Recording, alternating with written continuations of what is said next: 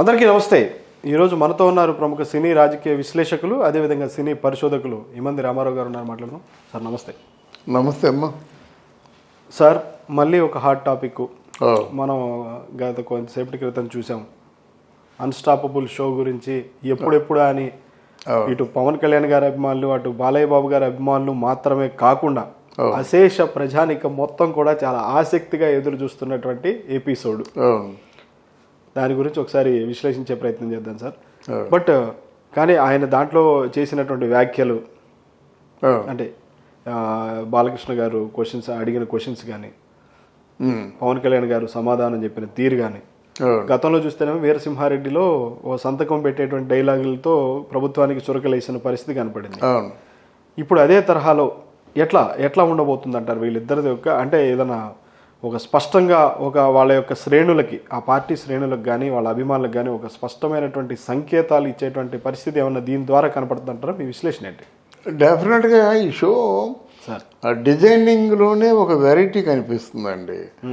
అంటే ప్రజలకు ఏదైతే ఆసక్తి ఉంటుందో ఆసక్తికరమైనటువంటి సమాచారాన్ని నవ్వుతూ అందిస్తున్నారు. ఓకే, అలవగ్గా అందిస్తున్నారు. బాలయ్య బాబు తాలూకు నిజంగా సెకండ్ ఇన్నింగ్స్కి ప్రారంభ సూచిక అన్నట్టుగా ఉంది అన్స్టాపబుల్. ఎందుకంటే ఈ ఫౌండేషను ఇంకో 10 ఏళ్ళు లాక్కెళ్ళిపోతుంది అన్ని. ఆయన ఏజ్ మనకు గుర్తురాదు. ఎందుకంటే ఆయన ఆట పాట మాట ఇవన్నీ కూడా చిన్నపిల్లల మనస్తత్వాన్ని పోలి ఉన్నాయి కనుక ఇష్టపడతామండి. నవ్వుతున్న ముఖాన్ని ఎంతసేపైనా చూడవచ్చు, నవ్వుతున్న మనిషిని కూడా ఎంతసేపైనా చూడవచ్చు. నవ్వుతూ మాట్లాడే మనిషి పెద్ద ఆకర్షణ. అయినా ఆయన చూస్తూ ఆయనలో ఒక ఎన్టీ రామారావు కనిపిస్తాడు. ఎన్టీ రామారావు చిన్న వయసులో ఉన్నప్పుడు ఎంత అందంగా ఉండేవాడు. ఇవన్నీ కూడా మనిషి ఎవరు తోచినట్టు వాళ్ళు ఊహించుకొని షో చూస్తారన్నమాట. వాళ్ళు చూసిన దానికి ఏమాత్రం తగ్గకుండా షో డిజైన్ చేసి ఉంచుతున్నారు. అది తర్వాత గెస్టులు కూడా తక్కువ గెస్టులు. ఇప్పుడు పవన్ కళ్యాణ్ గెస్ట్గా వచ్చాడంటే మరి అసలు షో బద్దలైపోవాలన్నమాట. పవన్ కళ్యాణ్ ఫ్యాన్స్ ఎంతమంది అండి? నాకు పవన్ కళ్యాణ్ తాలూకు ఫ్యాన్స్ చాలామంది ఉన్నారన్నమాట. వాళ్ళ ఫేస్బుక్లో వాటిలో వెబ్సైట్లో కూడా పెట్టుకున్నారు. అంటే నేను పవన్ కళ్యాణ్ని చాలా బాగా లైక్ చేస్తాను. ఎందులో లైక్ చేస్తానంటే ఆయన అణువులో కూడా నిజాయితీ ఉంది. ఆయనలో ఒక ప్రశ్న ఉంది, ఆయనలో ఒక ఉద్యమం ఉంది, ఆయనలో ఒక నిర్మాణాత్మకమైనటువంటి ఒక సూచన ఉంది, ఆలోచనలు ఉన్నాయి కనుక అందుకు నాకు ఇష్టం. పవన్ కళ్యాణ్ తాలూకు ఫ్యాన్స్ అందరూ కూడా మనం ఏమి చెప్పినప్పుడు కూడా వాళ్ళు వెబ్సైట్లో పెట్టుకుంటున్నారు. ఏం చెప్పినట్టయితే వాళ్ళు పెట్టుకుంటున్నారు, షేర్ చేసుకుంటున్నారు. అసలు కేవలం అభిమానులే కాదు సార్, మొత్తం అశేష ప్రజానికం మొత్తం కూడా చాలా ఆసక్తిగా, వాళ్ళు వీళ్ళని కాదు, రాష్ట్రాలకు అతీతంగా కూడా అందరూ కూడా వేచి చూస్తున్నటువంటి పరిస్థితి. అవునవును. ప్రధానంగా సార్, అంటే ఎలాంటి చర్చ వచ్చి ఉంటుంది అంటారు? అంటే ఏ అంశాల గురించి? అంటే మనకి ట్రైలర్ రిలీజ్ అయినప్పటికీ కూడా లోతుగా ఉంటే ఎలాంటి ఉండొచ్చు అంటారు? ఎలాంటివి అంటే ఇక్కడ పవన్ కళ్యాణ్ మీద పడుతున్నటువంటి ఇప్పుడు ఉన్నా చూసారా, వాళ్ళు బంతులు అంటే మామూలుగా బాంబులు విసురుతున్నారు అన్నమాట పవన్ కళ్యాణ్ మీద. ఏం బాంబులు విసురుతున్నారు? ప్యాకేజీ బాంబు ఒకటి, 3 పిల్లలు బాంబు ఒకటి. ఏదో అక్కడి నుంచి అప్పుడు అడపాదడపా సినిమాలు చేసుకుంటూ అడపాదడపా రాజకీయాల్లోకి వస్తున్నావు, రాజకీయాల్లో నీకేం అనుభవం ఉందని ఒకటి. ఇలాగేదో అప్పుడు పంచులు ఊడగొట్టినాడు కొడతా అన్నావు కదా, ఏం సాధించావు, ఇట్లాంటివన్నీ ఉన్నాయి. కొన్ని ఆయన మీద అభియోగాలు ఉన్నాయన్నమాట. అంటే ఈ ప్రశ్నలకు సమాధానం రావాలి. నువ్వు 2 చోట్ల పోటీ చేసావు, ఏం ఉద్ధరించావు? ఒక చోట్లైనా గెలిచావా? ఇట్లాంటివన్నీ పనికిమాలిన వారు, బుద్ధి రాహిత్యం ఉన్నవాళ్ళు ప్రశ్నలు వేస్తుంటారన్నమాట. అప్పుడు పవన్ కళ్యాణ్ వేరు, ఇప్పుడు పవన్ కళ్యాణ్ వేరు. అప్పుడు పవన్ కళ్యాణ్ ఆవేశంతో దిగాడు, ఇప్పుడు ఆలోచనతో దిగుతున్నాడు. అప్పుడు పవన్ కళ్యాణ్కి ఏమీ లేదు, ఆయన ముక్కు సూటుగా వెళ్ళిపోవడమే. ఇప్పుడు బోర్డులంతా వ్యూహరచన. ఇప్పుడు మోదీ గారు లేకపోతే వ్యూహరచన, ఎక్కడ కొడితే ఎక్కడ తగులుతుంది, ఎక్కడ కొడితే ఎవడు పడతాడు, ఇవన్నీ కూడా చాలా చాలా చాలా ఒక తెలివితేటలతో ఉన్నాడనమాట. కనుక అప్పటికి ఇప్పటికి తేడా లేదు, బ్రహ్మాండంగా తేడా ఉంటుందండి. అందువల్ల ఇప్పుడు జగన్మోహన్ రెడ్డి ఉన్నాడు, అంతకుముందు రాజకీయాల్లో రాకముందుకి ఇప్పటికీ తేడా లేదు. తలలు పడినటువంటి రాజకీయ నాయకులు కూడా ముక్కు మీద వేరేసుకుంటున్నారు, ఏమిట్రా ఈ తాలూకు రాజకీయ వ్యూహ రచన అని చెప్పేసి. గనక అది తీసి పక్కన పెట్టినట్టయితే ఇక్కడ మన బాలకృష్ణ గారు ఏం చేస్తారంటే వీటన్నిటికి కూడా చెప్పకనే సమాధానం చెప్పిస్తారు. ఓకే, అడక్కనే ప్రశ్నలు అడిగిస్తారు. తర్వాత క్లీన్ చీట్ అంటే క్లీన్గా అంటే మిస్టర్ క్లీన్ చేసి నవ్వుతూ పంపిస్తారు. అంటే ఇది మాత్రం చెప్పగలరు. ఓ రకంగా ప్రత్యర్థులు సంధిస్తున్నటువంటి ప్రశ్నల వర్షానికి ఒక సమాధానం తీసుకొచ్చే ప్రయత్నం అయితే జరుగుతుంది.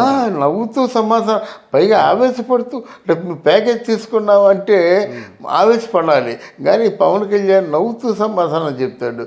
ఎందుకు? బాలకృష్ణ గారు ఆ వాతావరణాన్ని క్రియేట్ చేస్తారు. అంటే ముగ్గురు పెళ్ళాలండి కదా అంటే నిజంగా కొట్టేస్తాడు ఇంకెవరిని అడిగితే. కానీ బాలకృష్ణ అలా కాదు, ఏదో అమాయకంగా ఏదో స్నేహితుడితో అడుగుతున్నట్టుగా అడుగుతుంటాడు అన్నమాట. అంటే ప్రశ్నకి ఎప్పుడు అట్మాస్ఫియర్ నవ్వుతూ ఉండడం, ఆనందంగా ఉండడం, చాలా మంచి సమాధానాన్ని రాబట్టవచ్చు. ఆ విషయం మరి ఎవరు చెప్పారో కానీ బాలయ్య బాబు చాలా మంచి ప్లెజెంట్ వాతావరణంలో తాలూకు అనుమానాలు ఆలోచనలని నివృత్తి చేసుకుంటాడన్నమాట. అందులో ఇంకా చూస్తే బాలా అని పిలవమని బాలయ్య బాబు గారు, నేను ఓడిపోవటానికైనా సిద్ధమే కానీ బాలా అని మాత్రమే పిలవను సంథింగ్ అన్న. ఆ ఇద్దరి మధ్య ఫన్నీ కాన్వర్సేషన్ ఎట్లా సార్, ఇద్దరు ఫ్యాన్స్కి ఎట్లా అనిపిస్తుంది అంటే ఇద్దరు మనస్తత్వం ఒకటేనండి. మనసులో ఒక మాట, బయటకు ఒక మాట, వాళ్ళు చెప్పే ఆలోచన లేదు గనక ఇద్దరు మనస్తత్వం ఒకటే గనక ఇంత బాగా రక్తి కట్టింది. ప్యాకేజ్ అంటే సమాధానం చెప్తాడు, ముగ్గురు భార్యలు అంటే సమాధానం చెప్తాడు, రాజకీయం అంటే సమాధానం చెప్తాడు. అన్నింటి కూడా వాళ్ళకి అంటే హ్యాండ్ఫుల్ వర్క్ ఉంది, సోల్ఫుల్ రిప్లై ఉంది. అంటే ఆత్మసాక్షిగా చెప్తాడు రిప్లై. ఓకే, అదే ఆర్టిఫిషియల్గా కాకుండా సోల్ఫుల్ రిప్లై అంటే.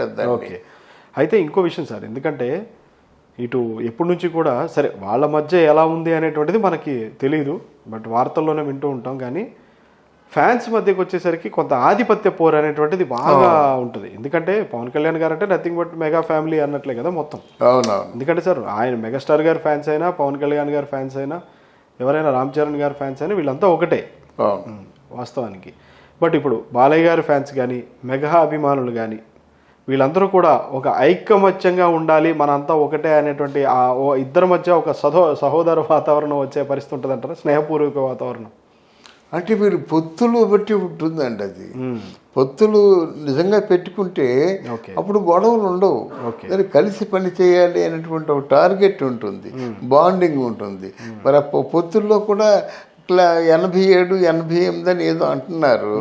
ఇక్కడ ఒక విషయాన్ని చెప్పుకోవాలన్నమాట. ఎందుకంటే గెలుపు గుర్రాలనే అంటే ప్రకటిస్తే మంచిది, కానీ మామూలుగా చాలామంది ఏం చేస్తారంటే, మీకు తెలుసో తెలీదు, వామపక్ష భావాలు కమ్యూనిస్ట్ పార్టీ వాళ్ళు ఏం చేసేవారంటే వాళ్ళు గెలిచేది ఒక సీటు, వాళ్ళకి 25 ఇస్తే మా 40 కావాలని పోటీ పెట్టేవారు. నాకు గొప్ప నవ్వు వచ్చేదన్నమాట. వాళ్ళకి 25 ఇస్తే అందులో ఒకటే సీటు గెలుస్తారు, ఎక్కడో 1 అర. కానీ 25 ఇస్తే తీసుకోవచ్చు కదా, చచ్చే మేము ఒప్పుకో, మాకు 25 ఇస్తారా, మాకు 40 ఇవ్వాలంటాడు అనమాట. అలా కాకుండా గెలుపు అంటే మీకు అప్పుడే పార్టీ ప్రతిష్ట పెరుగుతుంది అన్నమాట. ఇప్పుడు యాక్చువల్గా మన జయప్రకాష్ నారాయణ గారి పార్టీ అంత తొందరగా అంతరించడానికి కారణం ఏంటంటే, ముందు గెలుపు గుర్రాలను పెట్టుకొని 1, 2, 3, 4, 5 ఇలా గెలిపించుకుంటూ పోయినట్టయితే మంచి పార్టీ అయి ఉండేది. అది ఎంత మంచి పార్టీ అంటే, సందర్భం వచ్చేది కదా చెప్తున్నాను, ఆమ్ ఆద్మీ పార్టీ ఉంది సార్, కేజ్రీవాల్, అట్లాంటి పార్టీ మాట. కానీ నిర్వహణ తెలివైనడే, కానీ నిర్వహణ లోపం.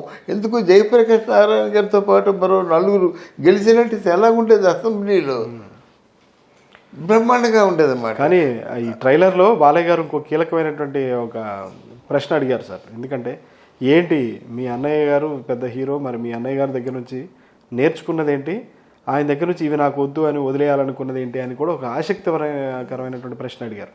ఏమై ఉండొచ్చు సార్? ఎట్లా అది ఏమై ఉంటుంది? నేర్చుకోవాల్సింది ఏంటంటే క్రమశిక్షణ. మా అన్నయ్య ఆయన దృష్టిలో దేవుడు, అంతే ఆయన దృష్టిలో తండ్రి. అక్కడి నుంచి సమాధానం వస్తుందని నేను ఎక్స్పెక్ట్ చేయను. అతనికి నవ్వేసి ఊరుకుంటాడు. అన్నయ్య అంటే అన్నయ్య కాదు కదా, తండ్రి కదా. తండ్రి అనేటువంటి ఒక భావన ఉంది కదా. అప్పుడు తండ్రిని వెళ్ళి చూపించేంత అంటే ఆ తెలివితేటలు అని లేవు. మెల్ట్ అయిపోతారు, మౌల్డ్ అయిపోతారు, సైలెంట్ అయిపోతాడు. ఓకే, అది అంటే గత కాలంలో అంటే చాలామంది ఎన్ని ఫలించే చెట్టుకే రాళ్ళ దెబ్బలు అన్నట్టు చిరంజీవి గారిని ఎంతోమంది ఎన్నో రకాలుగా విమర్శించారు. ఆ విమర్శించినా కానీ ఆ విమర్శకులందరికీ నేను సమాధానం చెప్పబోతున్నాను అనేటువంటి ఒక సంకేతం ఏమైనా వస్తుందంటారా? వస్తుంది, డెఫినెట్ పవన్ గారి నుంచి వస్తుందంటారా? డెఫినెట్గా వస్తుంది. ఓకే, విమర్శించే వారందరికీ కూడా సరైన సమాధానం చెప్తారు. ఆయనలాగా నేను మౌనంగా ఉండను, ఖచ్చితంగా చర్యకు ప్రతిచర్య ఉంటది అనేటువంటి ఒక సూచన డెఫినెట్గా ఆ సంకేతం అయితే ఇస్తారంటారా?